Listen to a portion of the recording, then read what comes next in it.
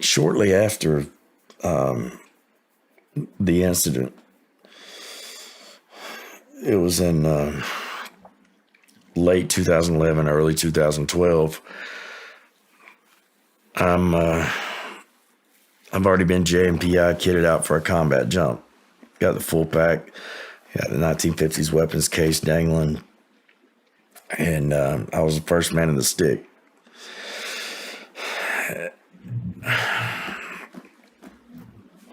They gave us, told us the 30-second sign.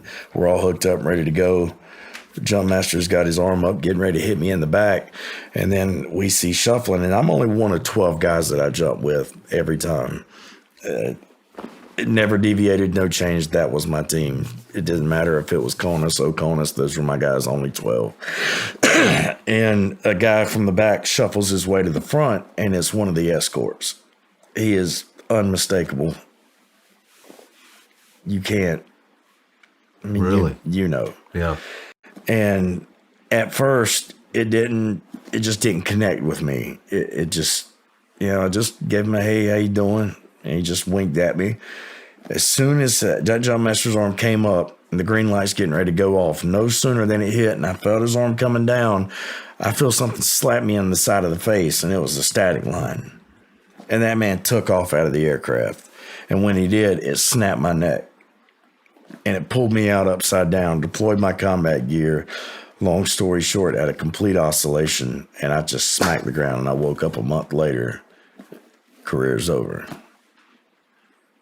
And I'll tell you something else. Do you mean you burned in? Yeah.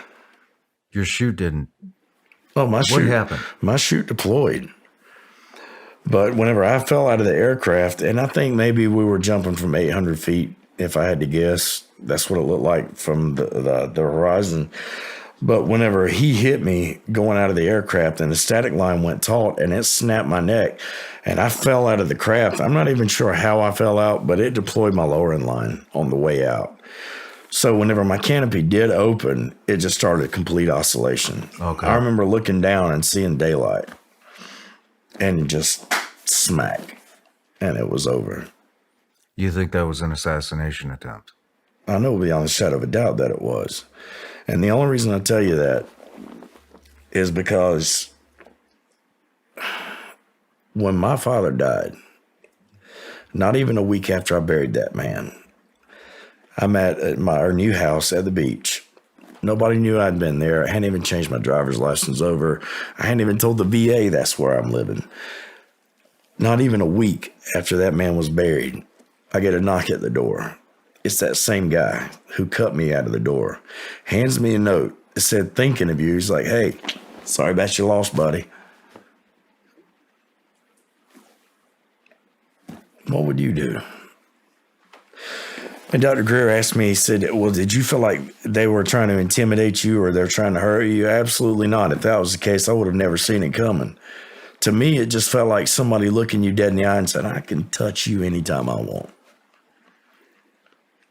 And then everything started flooding back, and that's what led us to here. I wrote out that entire story to Dr. Greer. You fell out, and it was a week after you buried your old man, you said? Or the day after? I'm sorry.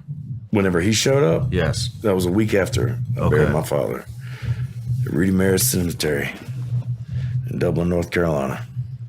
Nobody knew I was there. Nobody. So this is 2021. Yes. Just a couple of years ago.